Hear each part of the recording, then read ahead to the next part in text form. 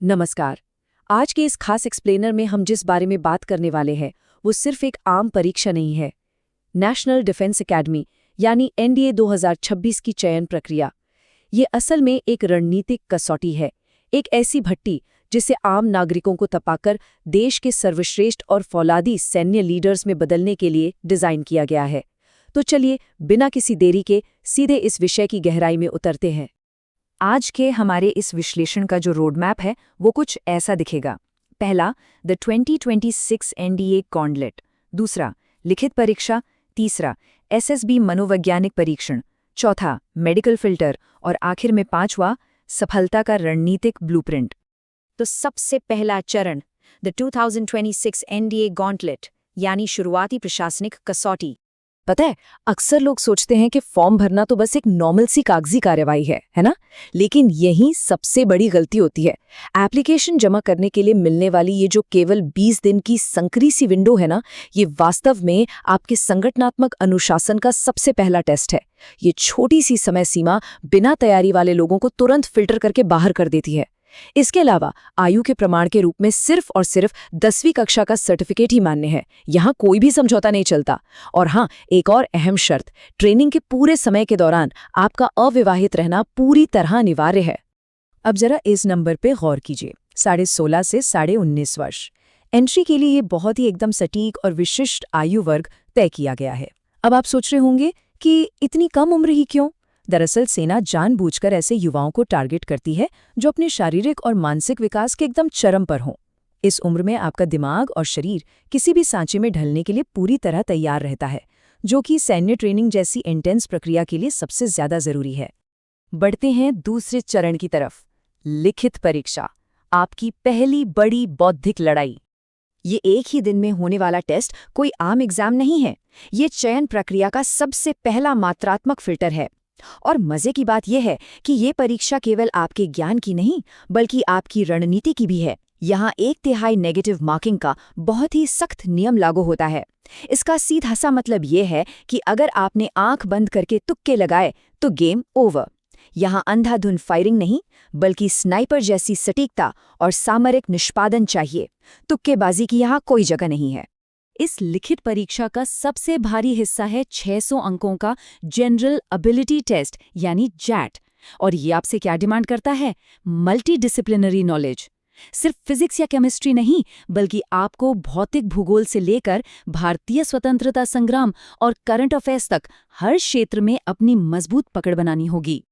अब इस मुश्किल लिखित परीक्षा को पास करने का एक बड़ा और दिलचस्प ऐतिहासिक कट ऑफ आंकड़ा देखिए, 350। अगर हम ट्रेंड्स को देखें तो कुल 900 अंकों में से कम 350 से 360 के आसपास का एक बेसलाइन एग्रीगेट स्कोर तो आपको चाहिए ही चाहिए, तब जाकर कहीं आपको अगले चरण का टिकट मिल पाता है। यहां से शुरू होता है चरण 3, द एसएसबी मनोवैज्ञानिक परीक्षण। जो भी उम्मीदवार लिखित परीक्षा की इस बड़ी बाधा को पार कर लेते हैं उनका सामना होता है 5 दिनों तक चलने वाले सर्विसेज सिलेक्शन बोर्ड के गहन इंटरव्यू से। इस पूरे मनोवैज्ञानिक परीक्षण का बेस एक बहुत ही गहरी फिलॉसफी पर टिका है, मनसा, वाचा और कर्मणा। आसान शब्दों में कहें तो विचार, वाणी और कर्म का अलाइनमेंट। असेसर बस ये देखना चाहते हैं कि आप जो सोचते हैं, जो बोलते हैं और जो असल में करते हैं, क्या उन तीनों बातों में कोई प्रामाणिक समानता है।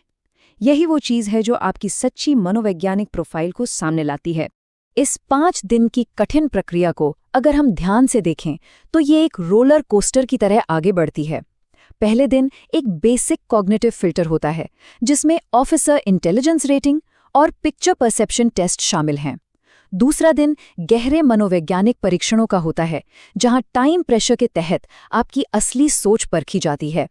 फिर तीसरे और चौथे दिन आपको फील्ड में उतारा जाता है, आउटडोर लीडरशिप सिनेरियो यानी जीटीओ टास्क के लिए। और अंत में 5वें दिन होती है फाइनल बोर्ड कॉन्फ्रेंस, जहां अधिकारी मिलकर आपके भविष्य का फाइनल फैसला करते हैं। अब आते हैं चरण 4 पर, मेडिकल फिल्टर, शारीरिक और चिकित्सा मानक। मनोवैज्ञानिक परीक्षण क्लियर करने के बाद भी मंजिल दूर है। यहाँ आपके शारीरिक और दृष्टि के मानक भविष्य के सैन्य अधिकारियों के लिए अंतिम और सबसे कड़े गेटकीपर बन जाते हैं। देखिए, सेना के अलग अलग विंग्स की मेडिकल और एजुकेशनल ज़रूरतें भी अलग होती हैं। जैसे आर्मी विंग में प्रवेश थोड़ा सामान्य होता है और इसमें चश्मे के साथ 6x6 से 6x9 तक की दृष्टि चल जाती है। लेकिन अगर आप एयरफोर्स या नेवल विंग्स के पायलट रोल्स का सपना देख रहे हैं, तो वहाँ नियम बेहद कड़े हैं। फिजिकल साइंसेस का बैकग्राउंड होना अनिवार्य है और बिना चश्मे की दृष्टि बिल्कुल 100% परफेक्ट 6x6 होनी चाहिए। अक्सर कई कैंडिडेट्स बहुत ही आम मेडिकल अयोग्यताओं की वजह से बाहर हो जाते हैं, जैसे कि फ्लैट फुट या नॉक नीज जैसे ऑर्थोपेडिक डिफेक्ट्स, या फिर ईएनटी की समस्याएं जैसे नाक की हड्डी का टेढ़ा होना या कान के पर्दे में छेद होना। इसके अलावा कम से कम 14 स्वस्थ डेंटल पॉइंट्स का होना भी जरूरी है। सबसे दिलचस्प बात क्या है पता है? इनमें से कई छोटी मेडिकल समस्याओं को अगर आप समय रहते पहचान कर उनका इलाज करा लें, तो आप सीधे सीधे रिजेक्शन से बच सकते हैं। और अब हमारा आखिरी और सबसे अहम चरण, स्टेप 5, सफलता का रणनीतिक ब्लूप्रिंट। तो तैयारी आखिर करनी कैसे है? इसके लिए हमें एक डबल इंजन स्ट्रैटेजी चाहिए। एक तरफ लिखित परीक्षा के लिए एकेडमिक रफ्तार और दूसरी तरफ शारीरिक विकास। इसकी शुरुआत होती है सही संसाधनों से। ये वो प्रामाणिक किताबें हैं जिनका इस्तेमाल टॉपर्स करते हैं। एनसीईआरटी की किताबें आपकी नींव मजबूत करती हैं, लेकिन इस नींव को और भी ठोस बनाने के लिए गणित में आर.एस. अग्रवाल, इंग्लिश में व्रेन एंड मार्टिन और इतिहास में बिपिन चंद्रा जैसी स्पेशलाइज्ड किताबें बहुत जरूरी हैं। याद रखिए, ये सफलता रातों रात नहीं मिलती। ये एक सुनियोजित 6 महीने के रोडमैप का नतीजा होती है। पहले महीने में आपको बुनियादी अकादमिक नींव बनानी है और साथ ही 2 किलोमीटर की दौड़ शुरू करनी है। तीसरे महीने तक गियर शिफ्ट करना है, एडवांस मैथ्स और वोकैब्युलरी पर। चौथे महीने में पूरा सिलेबस खत्म करके आपको फुल मॉक टेस्ट चालू कर देने चाहिए और छठे महीने तक आपका पूरा फोकस सिर्फ पिछले साल के प्रश्नों पर और अपनी शारीरिक सहनशक्ति को एकदम पीक पर ले जाने पर होना चाहिए। एक छोटी सी टिप और दूं, लिखित परीक्षा के लिए तो सेल्फ स्टडी एकदम परफेक्ट और कारगर है, लेकिन जो ग्रुप टेस्टिंग ऑफिसर यानी जीटीओ टास्क होते हैं ना, उनकी तैयारी के लिए एक प्रॉपर आउटडोर सेटअप की बहुत जरूरत होती है।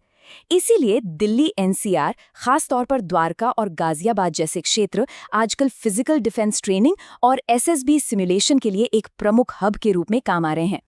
तो इन तमाम कट ऑफ्स, मेडिकल चार्ट्स और सख्त डेडलाइंस के पार एक आखिरी और सबसे बड़ा सवाल खड़ा होता है, क्या एक कैंडिडेट के भीतर वो प्रामाणिक और असल चरित्र है जो एक पूरे राष्ट्र की रक्षा का नेतृत्व करने के लिए जरूरी है?